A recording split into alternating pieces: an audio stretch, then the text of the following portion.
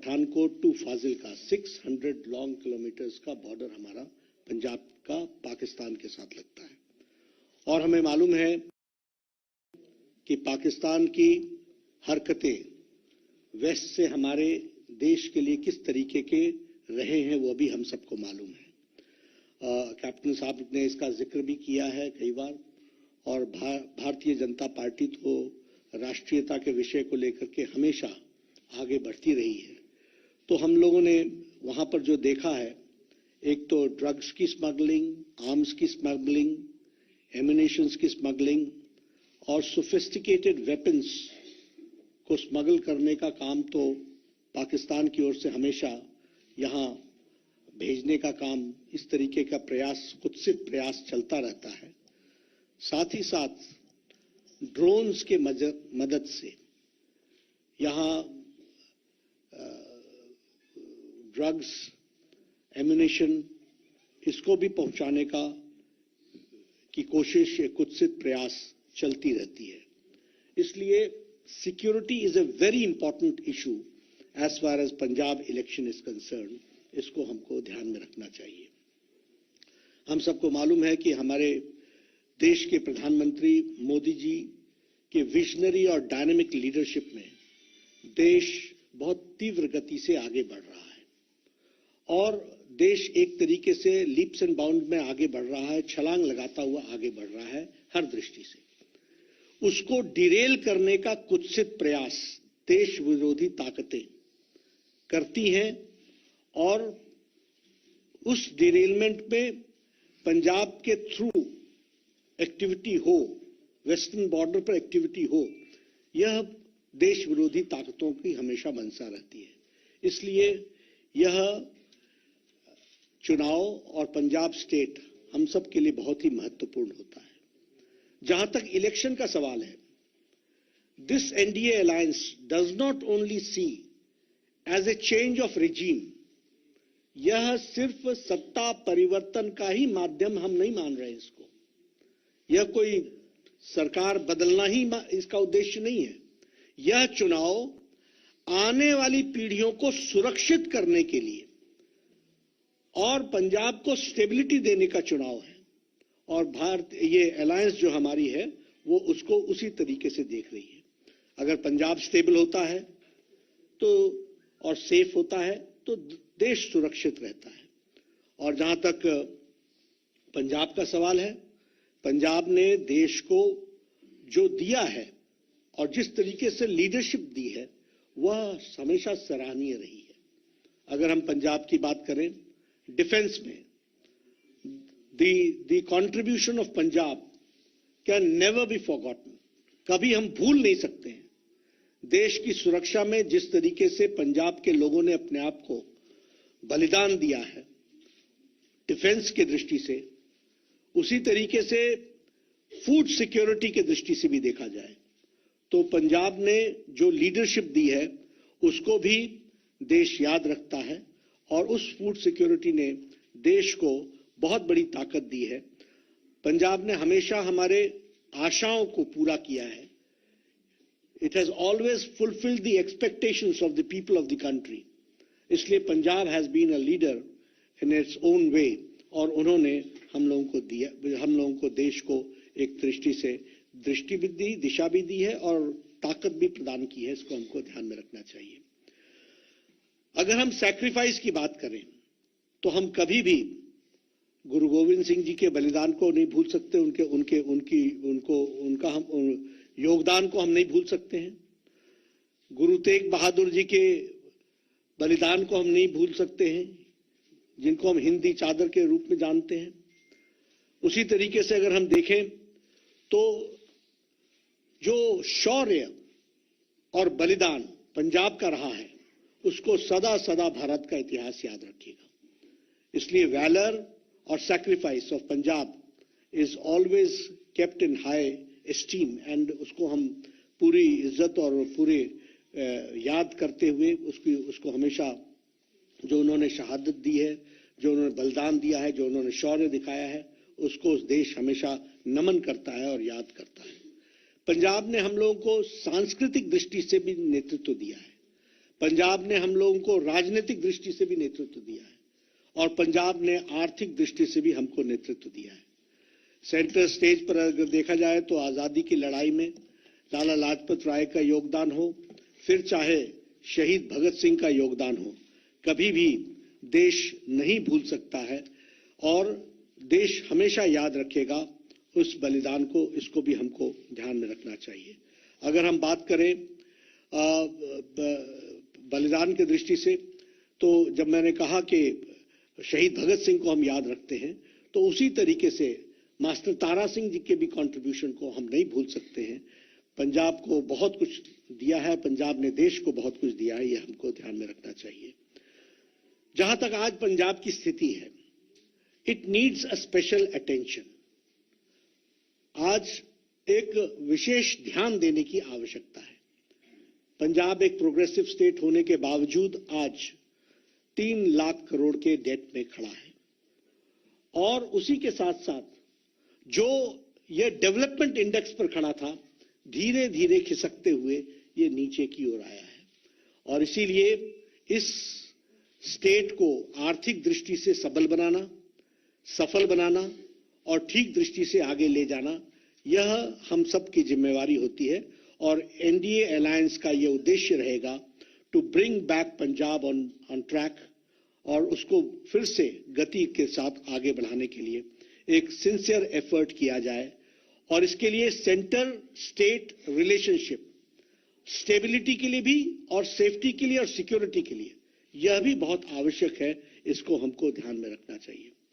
प्रधानमंत्री नरेंद्र मोदी जी का पंजाब के प्रति एक विशेष लगाव, एक विशेष प्यार, एक विशेष प्रेम, a type of bonding with Punjab prime minister Modi ji का है, यह हम सब लोग जानते हैं। और फिर मैं ये कहने के लिए नहीं कह रहा हूं, अभी आपने देखा होगा 26 तारीख को 26 दिसंबर को वीर बाल दिवस के रूप में मनाना और हमारे गुरु गोविंद सिंह जी के शहजादे बाबा जोरावर सिंह, शहजादे बाबा फतेह सिंह, उनकी शहादत को याद करते हुए 26 दिसंबर को वीर बाल दिवस के रूप में मनाना, यह बताता है कि पंजाब ने जो सैक्रिफाइस किया है उसको प्रधानमंत्री जी किस तरीके से देश के साथ, बाल दिवस के साथ उसको जोड़ करके देखते हैं, वो हम सबके ध्यान में आता है। जो काम मोदी जी ने सिख भाइयों के लिए किया है, it is a matter of pride for all of us कि वो काम जो बड़े लंबे समय से लंबित थे, उन कामों को पूरा करने का काम मोदी जी ने किया है। And again I will narrate, अगर एफसीआरए का प्रतिबंध हरमंदिर साहब से हटा है और आज एफसीआरए के बाहर हम के प्रतिबंध न लगने के कारण जो फॉरेन कंट्रीब्यूशन हरमंदिर साहब को मिल सकता है, इसका भी फैसला प्रधानमंत्री मोदी जी ने लिया। उसी तरीके से लंगर पर जीएसटी टैक्स हटाना, यह एक बहुत बड़ा फैसला है और इस जीएसटी टैक्स के आईजीएसटी टैक्स, जीएसटी टैक्स, इसको हटाने का काम भी किया है। उसी तरीके से करतारपुर कॉरिडोर साहब, हम सब लोग जानते हैं, कैप्टन साहब जानते हैं, ढींडसा जी जानते हैं, लंबे समय से ये डिमांड चली आ रही थी कि करतारपुर साहिब कॉरिडोर बने और डेरा बाबा नानक गुरुद्वारा गुरदासपुर से और एक कॉरिडोर की दृष्टि से वहां हम चाह सके इसकी योजना बने। 120 करोड़ रुपीस खर्च करके इस काम को भी किया गया। उसी तरीके से सुल्तानपुर लोधी रेलवे स्टेशन को मॉडर्नाइज किया गया, स्पेशल ट्रेन चलाई गई। सिख के दृष्टि से जो हमारे इंटरफेथ स्टडीज है उसको भी बढ़ावा दिया गया है और national institute for interfaith studies, इसका भी एक चेयर गुरु नानक देव यूनिवर्सिटी में एस्टैब्लिश की गई ताकि उस पर रिसर्च हो सके, ज्यादा से ज्यादा लोग इसके साथ जुड़ सके।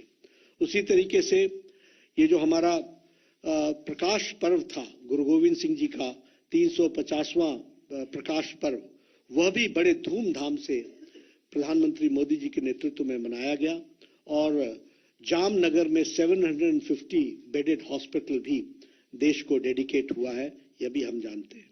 उसी तरीके से फिर चाहे वो जलियांवाला बाग का जीर्णोद्धार का विषय हो और उसको मॉडर्नाइज करके उसमें लाइट एंड साउंड प्रोग्राम को करने की बात हो, वहां से लेकर के ये जो हमारे सिख भाइयों को लंबे समय तक ब्लैकलिस्ट किया हुआ था, उनको ब्लैकलिस्ट से भी उसको ब्लैकलिस्ट से हटाना, यह काम भी एक लंबे समय से ये डिमांड चली आ रही थी, इसको भी पूरा किया है। तो प्रधानमंत्री मोदी जी ने इसको पूरा किया है। This we should all remember. उसी तरीके से हम दिल्ली में बैठे हैं, यहां बहुत लोग जानते हैं 1984 का रायट सिख के ऊपर जो जिस तरीके से अटैक हुआ था और मैसेकर हुआ था, उस पर भी 1984 में इतने लंबे समय से जो न्याय के मिलना चाहिए था वो न्याय नहीं मिल पा रहा था। प्रधानमंत्री मोदी जी ने एसआईटी बैठा करके और जो हमारे विक्टिम्स थे उनको उनके आंसू पोंछने का काम किया, और जो दंदना करके दिल्ली में घूम रहे थे आज वो तिहाड़ जेल में हैं, उनको अंदर डालने का भी काम किया है। तो वो प्रधानमंत्री मोदी जी ने किया है, ये हम सबको समझना चाहिए। मित्रों, पंजाब के बारे में हम सबका कंसर्न है और कैप्टन अमरिंदर सिंह जी ने उस बात को कहा भी है।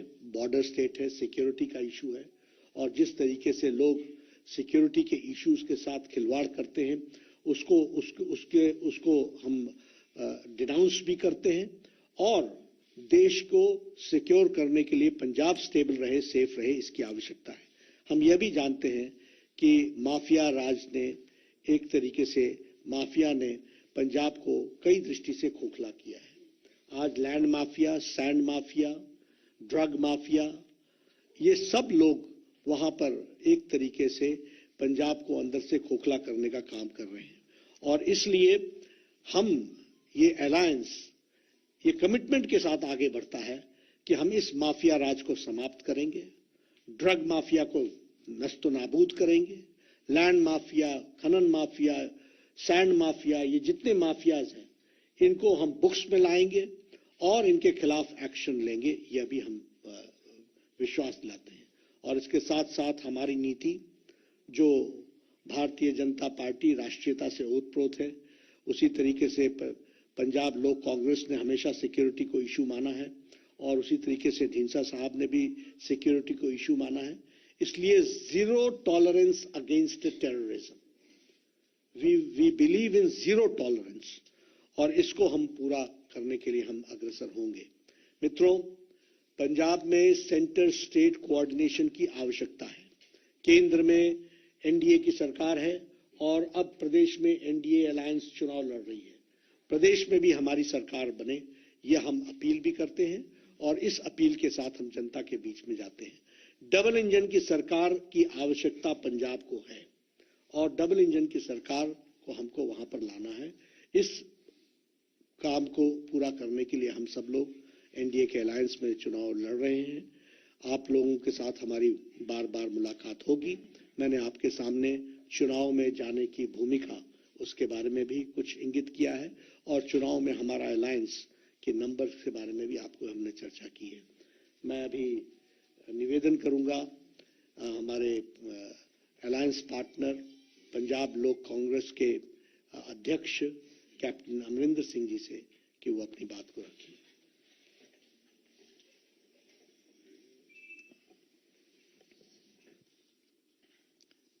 नड्डा साहब, सारे साथियों, आज एक हमारे लिए खास करके एक खुशी का दिन है कि we have been able to have an alliance with the BJP in Punjab. There were many times ups and downs and various thinking how we should go ahead about it and how we should move ahead. But finally, the consensus that emerged within our party, and I think also in Teen Saab's party, he will of course say it on his own and tell you all what he thinks.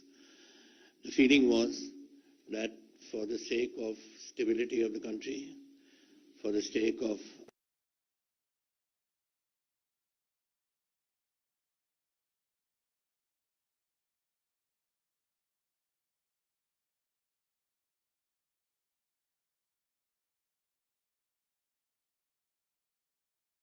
President has mentioned on the security of the nation, as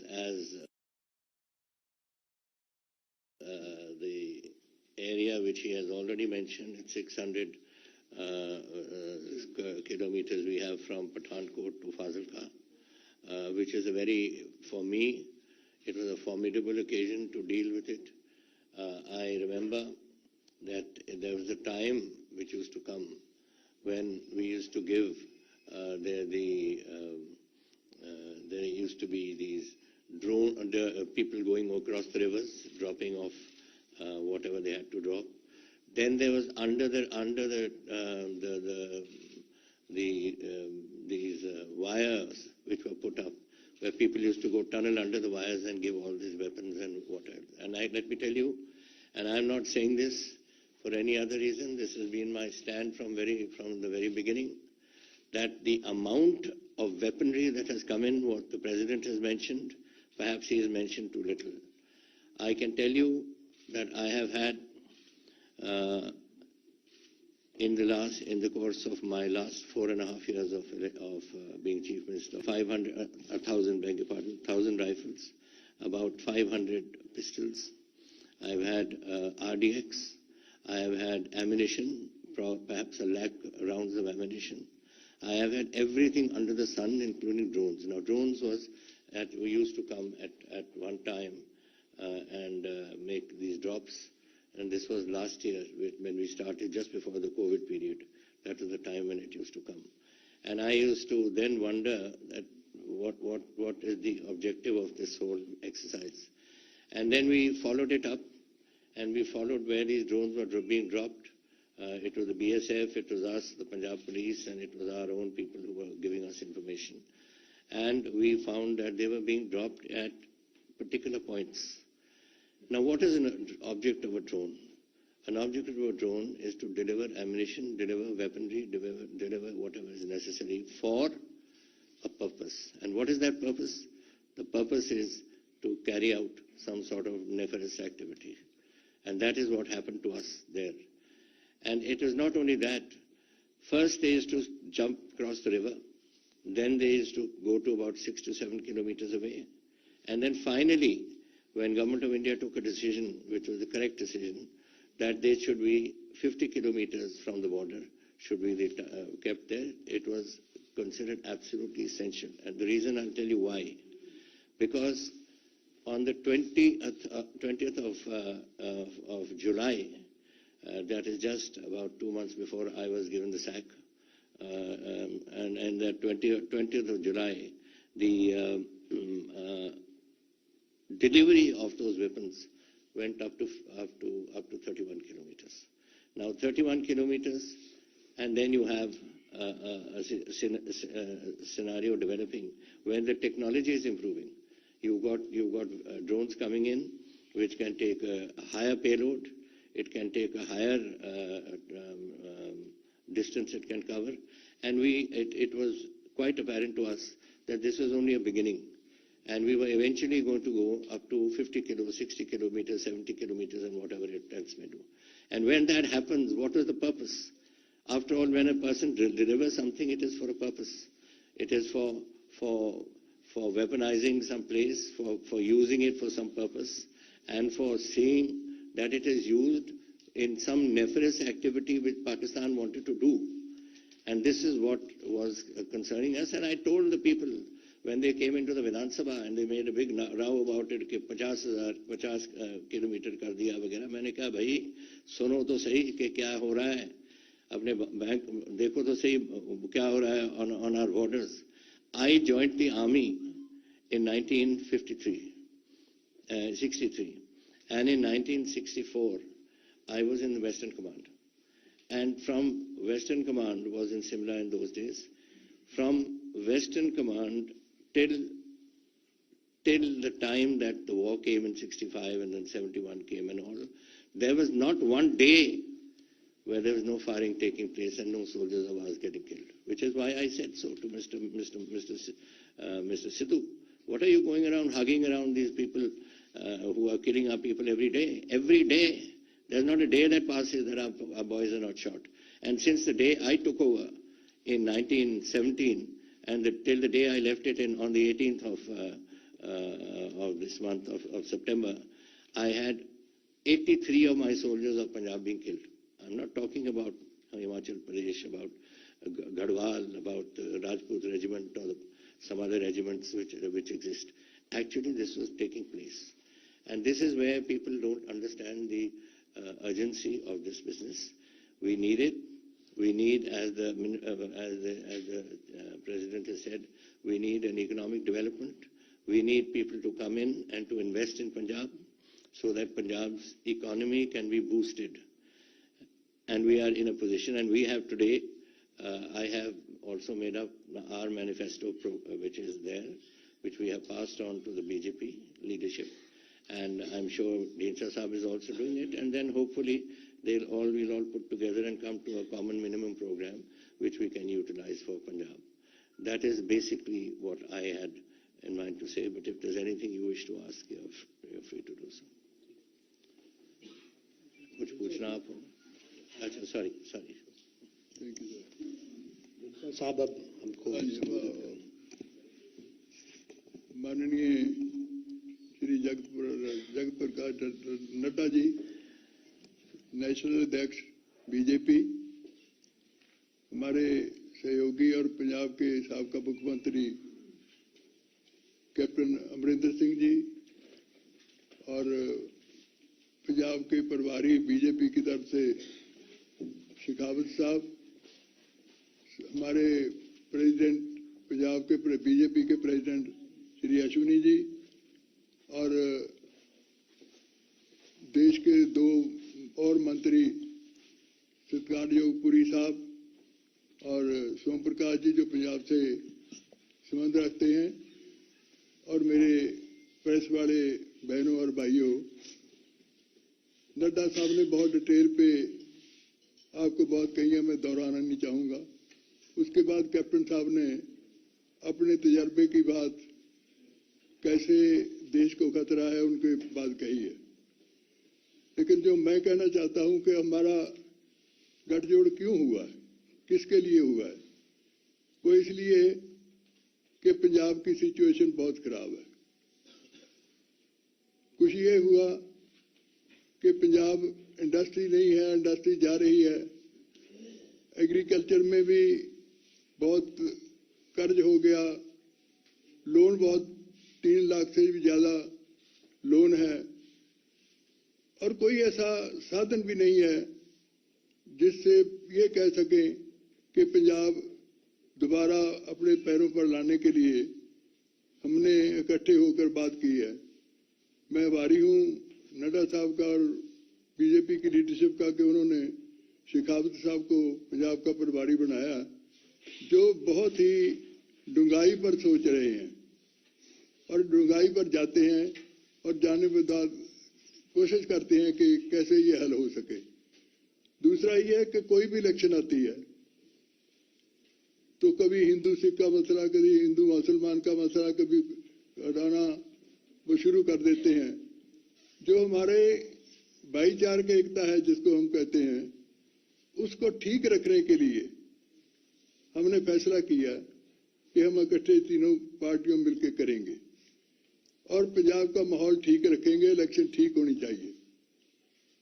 और इसके अलावा हम आभारी हैं प्रधानमंत्री जी के कि उन्होंने बहुत मांगे हैं, जो पहले तो लेट आए ठीक है, लेकिन किसानों की जो एक्ट थे जिसके लिए बहुत 1 साल तक उन्होंने, जैसे नड्डा साहब ने कहा कि वीर बाल दिवस, जो गुरु गोविंद सिंह जी महाराज के 2 साहिबजादे, छोटे साहिबजादे हैं, जितनी बड़ी उनकी कुर्बानी है, शायद इतनी छोटी उम्र में किसी की ना हो। किसी ने 70 साल हो गए, 75 साल, किसी ने याद नहीं किया, तो हमारे प्रधानमंत्री जी ने किया, करतारपुर लांघा किया और ब्लैक लिस्ट खत्म की, और भी बहुत बातें हैं। मैं उनको सभी पर नहीं जाना चाहता, लेकिन मैं ये कहना चाहता हूं कि कुछ बातें ऐसी भी हैं जो हम बैठ के तय करना भी चाहेंगे, इलेक्शन में नहीं, इलेक्शन के बाद।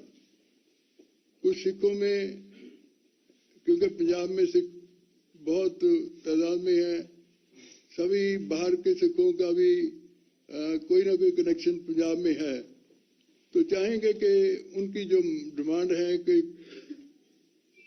हमने मेरी पार्टी ने होम मिनिस्टर साहब को भी मेमोरेंडम दिए दो, जिसमें ये था कि जो सिख कैदी अपनी सजा पूरी किए हुए हैं उनको आप छोड़ दें। बड़ी देर हो गई, 20-20 साल 30-30 साल से बैठे हैं वे जेलों में। और कुछ और भी हैं मसले जो आज मैं यहाँ पर बहुत दोहराना नहीं चाहता, जो सिखों के हैं, जो काफी कुछ हल भी किए हैं, कुछ रहते भी हैं। इसके अलावा पंजाब की सिचुएशन है, एग्रीकल्चर की बुरी हालत है, बहुत लोन हो गया, किसानों पर भी बहुत लोन है, उसके लिए भी हमने लिख कर दिया है। और इसके अलावा इंडस्ट्री चली गई। मैं नड्डा साहब बैठे हैं, हमारी कैबिनेट के 3 और मंत्री बैठे हैं, मैं इनको एक रिक्वेस्ट करूंगा कि पंजाब को बचाने के लिए, पंजाब की इंडस्ट्री को बचाने के लिए, क्योंकि इंडस्ट्री तो चली गई सारी, उनको बचाने के लिए कोई ना कोई ऐसा हल, क्योंकि कोई भी साधन हमारे पास नहीं रहा। जो रहा है उस पर जैसे कहा है कि इससे चाहे रेत माफिया हो, माफिया चले हुए हैं, चाहे ट्रांसपोर्ट माफिया हो, चाहे कोई माफिया हो, वो माफिया चल रहे हैं। उनको रोकने के लिए हम तीनों पार्टी कोशिश करेंगे कि मिलके उस पर काबू पाया जाए। इसलिए पंजाब को बचाना, सरहदी स्टेट है और बैरियर के, जिसके लिए नड्डा साहब ने बड़ी डिटेल बताई है कि इन्होंने पंजाब ने क्या क्या किया है, चाहे देश की आज़ादी हो, चाहे देश के बाद जंगें लड़ी हो, और चाहे फूड सिक्योरिटी की बात हो, तो पंजाब ने लीडिंग रोल अदा किया है। तो मैं चाहूंगा कि हम तीनों बैठ के मिलके उसको सुलझाने के बाद अगर सरकार बन जाती है, हमारी कोशिश करेंगे तो हम उसको सुलझाने के लिए कोशिश करेंगे। इसलिए हमने इकट्ठे होकर फैसला किया है कि पंजाब को बचाना बहुत जरूरी है। पंजाब को उस रास्ते पे दोबारा लाना उस बहुत जरूरी है। इसलिए हमने सभी ने मिलकर बात किया है। तो मैं समझता हूं कि हम दोनों तीनों मिलके इसको दोबारा उसी लाइन पर ले आएंगे। बहुत बहुत मेहरबानी। और क्योंकि बहुत लंबे से बड़ी डिटेल बता दिया, मैं बातें करता रहूं तो अच्छा नहीं है। बहुत बहुत मेहरबानी। धन्यवाद। मैं धन्यवाद करना चाहता हूं तीनों ही पार्टियों के नेतागणों का, मंच पर उपस्थित सभी नेतागणों का, और आप सब मीडिया के मित्रों का भी, कि आप सब ने आज अपनी इस प्रेस वार्ता में अपनी उपस्थिति दर्ज की। बहुत बहुत धन्यवाद।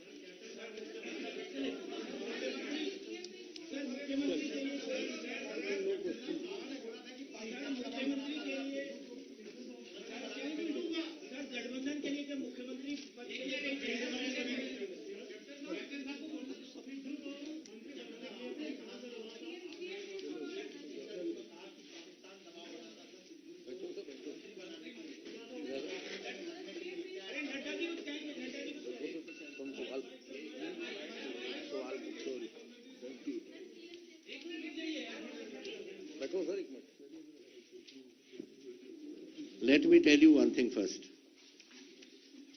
How is our association with Pakistan? Patiala had 40% of its population was Muslim. Okay? So in my last government, Dr. Manmohan Singh sent me to make contact and to try and see if some friendship can develop between Parvez Elahi and us, and सब ये बात ही हुई। तो ऐसे बातें हमारी चलती रही। मेरे कॉन्टैक्ट्स अपने दोस्तों के साथ, अपने जो फ्रेंड हमारे पुरानी फैमिलीज हैं, जो हमारे prime minister for instance for 10 साल के लिए मुस्लिम नवाब लियाकत हयात खान रहे। सो ये ऐसी बातें चलती रही। Now about, if I remember correctly, it was 20th of July. Firstly, let me tell you, I removed Mr. Sidhu from the job because the man was totally incompetent, incapable and totally useless in his job. He was looking after local self-government. 70 दिन के लिए उसने एक file नहीं पूरी की थी। तो मैंने उसको बुलाया 2-3 बार और मैंने कहा तू अगर ऐसे काम करेगा तो जा कहीं और you can I can give you power, you want power, you can take it. He said I don't want power. I said then you leave my government. I don't want you in my government. ये हुआ. फिर मुझे कुछ I think it was about 2-3 weeks or 4 weeks later or something like that, I get a message from somebody we know. He knows and I know. And उसे उन्होंने request की है कि अगर सिद्धू को आप अपनी गवर्नमेंट में ले सकते हो तो ले लो, और अगर काम नहीं करेगा निकाल देना. ये मैसेज था मेरे लिए. अगर मिस्टर सिद्धू काम नहीं करेगा तो निकाल देना. मैं और कहां से पाकिस्तान की बात कर रहा हूं. I am telling about Pakistan. Pakistan से मैसेज ये आया मुझे कि the prime minister has sent a request कि if you can take Sidhu into your cabinet I will be grateful. He is an old friend of mine. और अगर वो काम नहीं करेगा तो उसको निकाल देना. That was what the message which came and that.